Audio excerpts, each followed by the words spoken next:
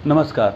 भारत की बात में मैं भारत कवि रत्न आप सभी का स्वागत करता हूँ। इस बार गणतंत्र दिवस पर वो हुआ जो भारतीय इतिहास में कभी नहीं हुआ था।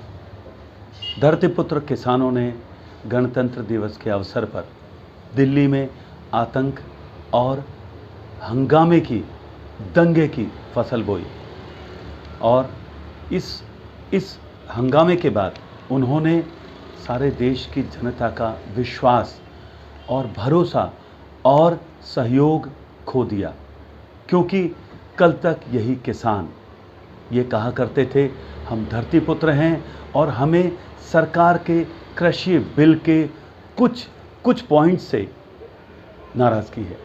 मगर गणतंत्र दिवस पर उन्होंने ये जता दिया कि उन्हें किसी से नाराज़गी नहीं, बल्कि वो किसी बहकावे में, वो किसी बड़ी साजिश का हिस्सा बन चुके हैं। और इसके लिए मैं कहता हूँ, उन्होंने देश की उस जनता का विश्वास खो दिया जो कल तक किसानों के साथ हमदर्दी रखती थी, जो ये कहती थी कि धरतीपुत्र कभी गलत नहीं हो सकता। उन लोगों में आप और मैं भी थे, क्योंकि हम लोग भी गाँवों से जुड़े हैं। गांव के उसी तालाब से, उसी हल और बैल की जोड़ी से, उसी खेत की मिट्टी से हम लोग भी जुड़े रहे हैं।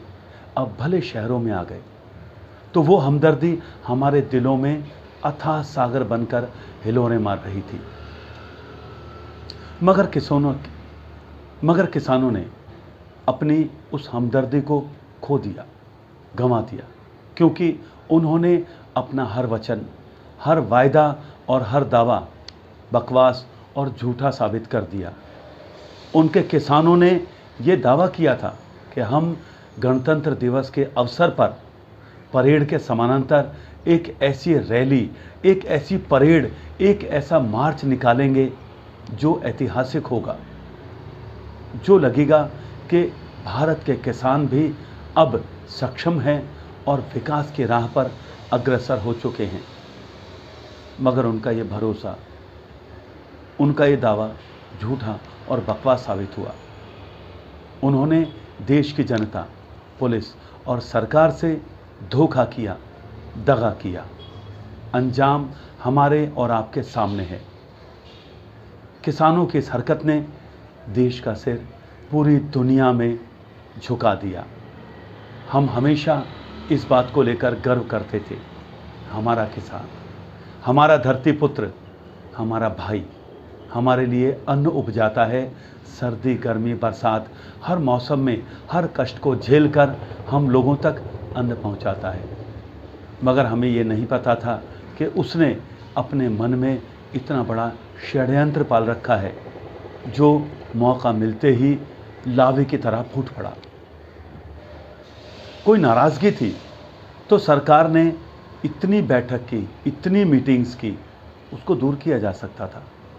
मगर बात वहीं आती है कि एक शख्स ने कहा कि अगर कोई मुझे 2 और 2 4 नहीं होते, इस विवाद में हरा दे तो मैं उसे आधी संपत्ति दे दूंगा। उसके परिवार वालों ने बड़ा इस पर रोष प्रकट किया कि तुमने इतना बड़ा वायदा कर लिया, जबकि तुम्हें पता है कि हमारी करोड़ों की संपत्ति है, हम लोग सड़क पे आ जाएंगे। तो उस व्यक्ति ने मुस्कुराकर कहा, अरे मैं हारूंगा तो तब जब मैं 2 और 2 4 मानूंगा। बात वही है, किसान भी इसी जिद पर अड़े थे। उनको किसी बात से समझौता नहीं करना था। वो किसी साजिश का हिस्सा थे, अनजाने में या जानबूझकर, लेकिन उन्हें साजिश का हिस्सा बनाया गया। और आम किसान भाइयों से ज़्यादा मैं उन किसान नेताओं को दोषी मानता हूँ। महेंद्र सिंह टिकैत के बेटे राकेश टिकैत, पॉल, हन्नान मौला, ये वो नेता हैं।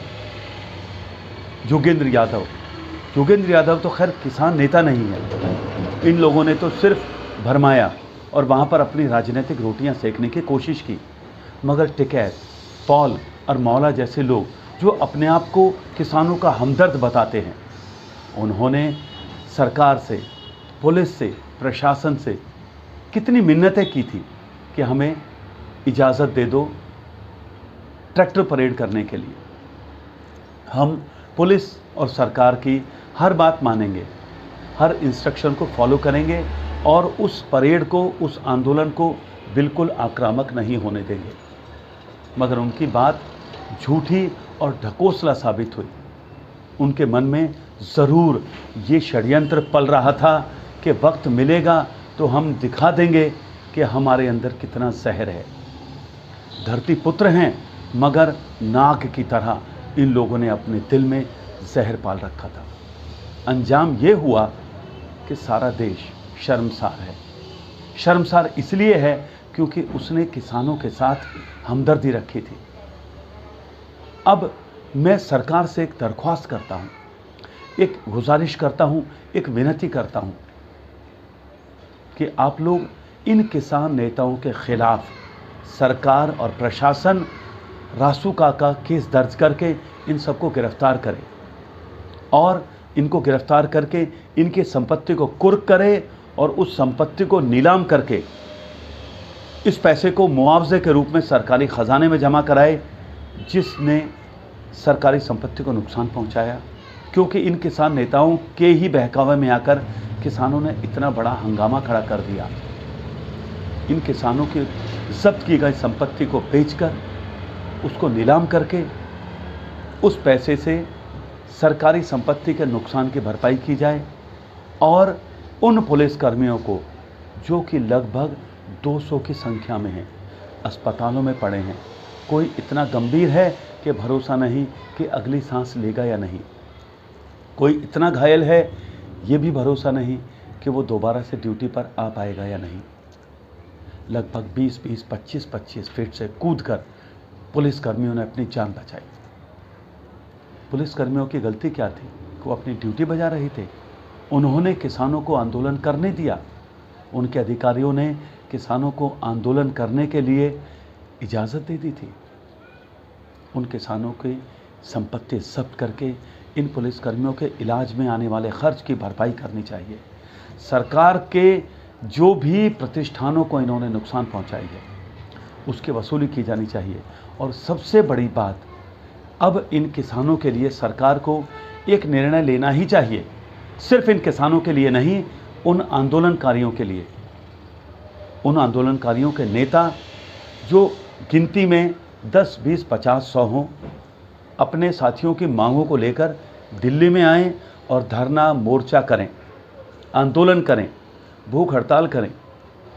भीड़ जमा करने की उनको अब ज़रूरत नहीं है। अगर वो अपने किसी संगठन के प्रतिनिधि हैं तो क्यों वो लाखों हज़ारों लोगों को अपने साथ लेकर आते हैं, उनको भी परेशान करते हैं और ख़ुद झूठी वाहवाही लूटना चाहते हैं।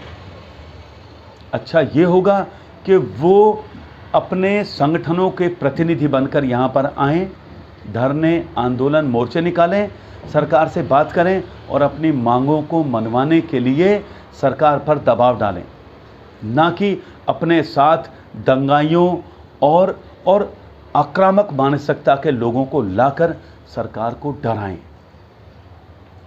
मेरी यही गुजारिश है। आप लोग इससे कितना सहमत हैं, इस पर अपनी प्रतिक्रिया ज़रूर दें। मुझे दीजिए आज्ञा और आप देखते रहिए भारत की बात। नमस्कार।